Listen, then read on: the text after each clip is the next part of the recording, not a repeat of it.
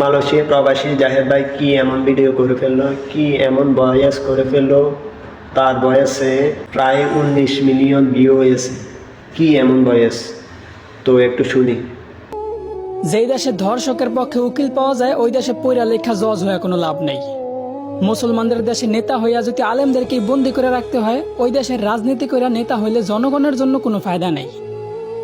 95% মুসলমানের দেশে যদি মুসলমানদের কষ্টগুলাই তুলে ধরা না যায়, ওই দেশে নামি দামি সাংবাদিক হইয়াও কোনো লাভ নেই। বলি জাকাত না দিয়া সুদ খাইতে খাইতে দেশটারে করছো ছারখার, এখন সূর্যের তাপ গায়ে লাগে তাই তোমাদের বৃষ্টির দরকার। আলেমদেরকে বন্দি করে আবার আলেমদের মাধ্যমে আল্লাহর কাছে বৃষ্টি কামনা করলা।